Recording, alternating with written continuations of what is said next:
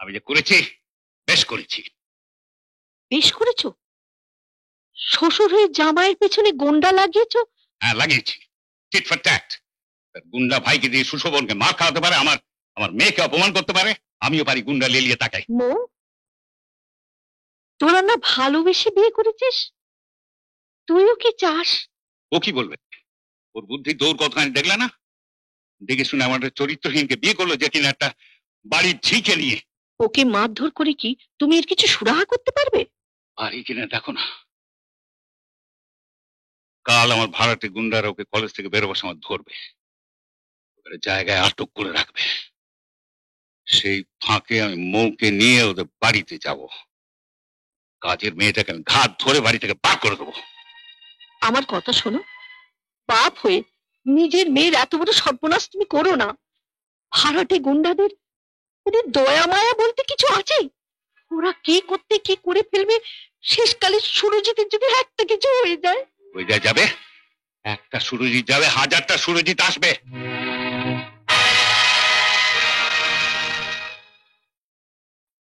এটা তুই কি করেছিস দাদা? সত্যি কথা বললে বাবা মারা যেত।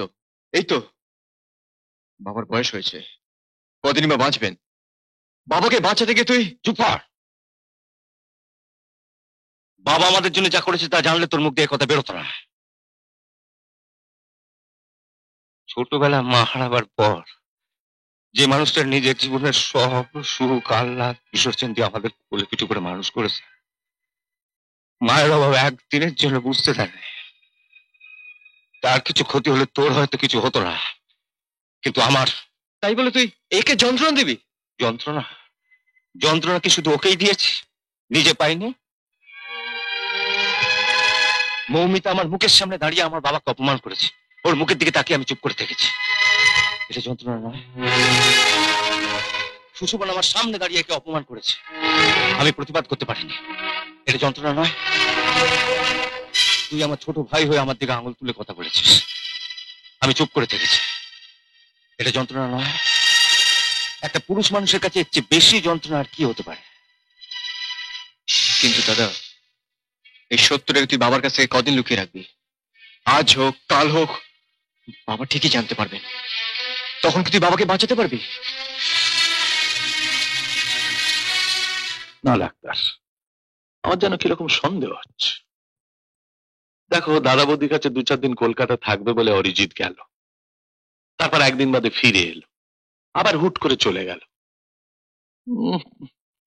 নিশ্চয়ই ওখানে একটা কিছু গোলমাল হয়েছে। আচ্ছা ডাক্তার, তুমি যখন গিয়েছিলে বৌমা তো তোমার আদর যত্ন করে খাইয়েছিল, তাহলে অরিজিৎ এসে বলছে কেন যে বৌমা পাল্টে গেছে? ডাক্তার, তুমি আমাকে উত্তেজিত হতে বারণ করো। এখন তুমি আমাকে উত্তেজিত করছো নিজে চুপ করে থেকে। চুপ করে থেকো না, বলো না, বলো না ডাক্তার। তোমার বৌমা পাল্টে গেছে কিনা জানি না দাদা, কিন্তু তোমার ছেলে সুরজিৎ অনেক পাল্টে গেছে। হ্যাঁ,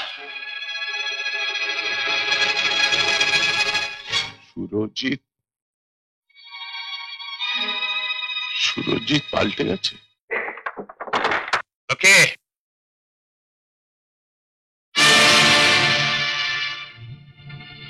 ওটা কার ছবি দেখি? ছবিটা দাও। না না, এই ছবি আমি দেবো না। দেবে না? দাও দাও বলছি। লক্ষ্মী, ছবি দাও। লক্ষ্মী, দাও, শিখে দাও। দাও দাও বলছি। লক্ষ্মী,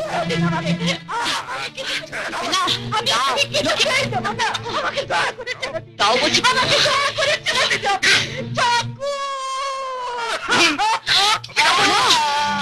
লক্ষ্মী, দাও।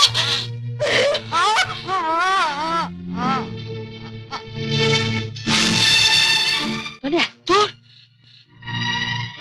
দেখছো বাবা, নিজের সর্বনাশ করে এখন আমার সর্বনাশ করতে এসেছে। এই ছেলে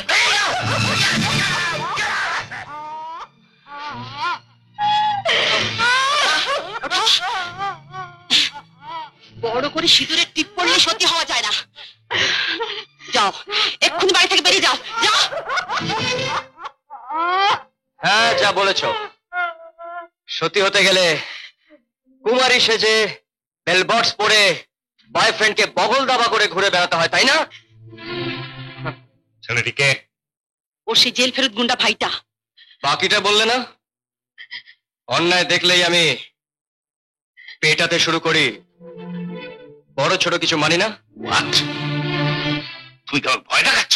না, শুধু এইটুকু আপনাকে জানিয়ে দিচ্ছি, আমার দাদার বাড়িতে দাঁড়িয়ে কেউ যদি আমার বৌদিকে অপমান করে, তাকে আমি ছেড়ে দেব না। বৌদি?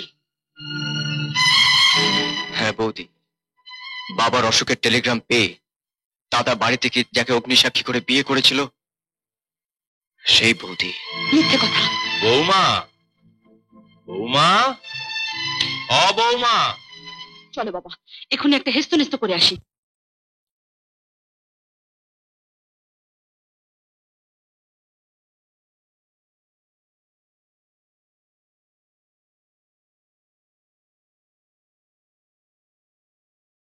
ওই মেয়ে ছেলেটি কে? ভদ্রভাবে কথা বলুন। আমার মেয়েকে আপনি মেয়ে ছেলে বলছেন কেন? ডাক্তার, উনি হঠাৎ চটে গেলেন কেন? আমি কি কিছু ভুল বলেছি? মেয়ে হয়ে ছেলের পোশাক পরেছে, আধা মেয়ে আধা ছেলে, তাই আমি বলেছি মেয়ে ছেলে। তুমি আগে আমায় ঠিকই বলেছিলে ডাক্তার, সুরজিতের কিছু পরিবর্তন হয়েছে, নইলে এই অসভ্য বিদকুটে পোশাক পরে মেয়েটা এ বাড়িতে ঢোকে কি করে? আপনার কি ভীমরতি হয়েছে? আপনি আপনার নিজের ছেলে বউকে বলছেন? ছেলের বউ? কি বলছে ডাক্তার? আরামজাদা, আমি ঠিক জানি তুই একটা কেলেঙ্কারি করবি। এই দিদির বৈশাখটা ফিরিঙ্গি মেয়েকে বিয়ে করে। এই যাতা বলছেন? আমার মেয়ে ওর বউ হতে যাবে কেন? আপনার বড় ছেলে সুরজিৎ তাকে বিয়ে করেছে। কি বাজে কথা বলছেন?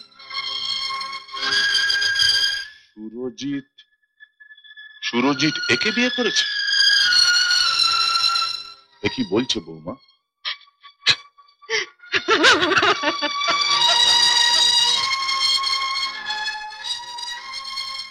হুম,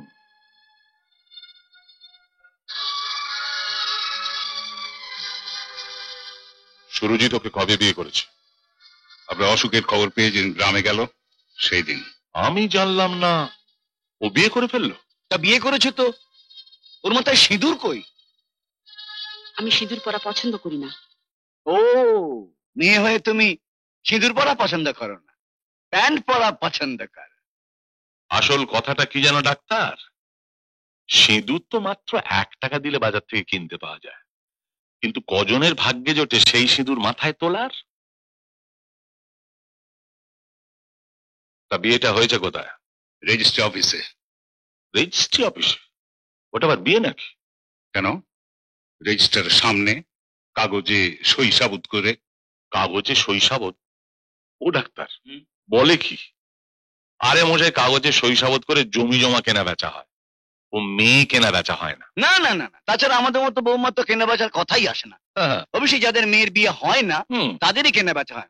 কি সব যাতা বলছেন আপনি? ও ঠিকই বলেছে। সুরজিৎকে ভালো মানুষ পেয়ে সই সাবুত করে মেয়েটাকে যেমন এ বাড়িতে গচিয়ে দিয়ে গেছেন, ঠিক তেমনি সই সাবুত করে মেয়েটাকে আবার নিজের বাড়িতে ফেরত নিয়ে যান। ওসব রেজিস্ট্রি ফেস্ট্রি আমি মানি না। হ্যাঁ, তাই নিয়ে যাব। এমন বাড়ি বউ হবার জন্য আমার মেয়ে জন্মায়নি। এই এই এই, এই যে কথাটা আপনি বললেন, চমৎকার বলেছেন। আপনার মেয়ে এ বাড়ির বউ হবার উপযুক্ত নয়, এটা যে আপনি বুঝতে পেরেছেন, এই জন্য আপনাকে অজস্র ধন্যবাদ। ননসেন্স। ঠিক আছে, ঠিক আছে, আমি আমি আপনাদের দেখিয়ে দেবো কত বড় ঘরে আমার মেয়ে বিয়ে দিতে পারি আমি। চলে আনো।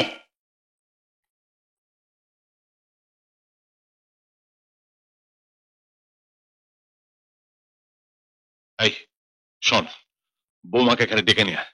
আমি তার মুখ থেকে সব শুনতে চাই। যা। আর সুরজিৎ কোথায়? তাকে ওখানে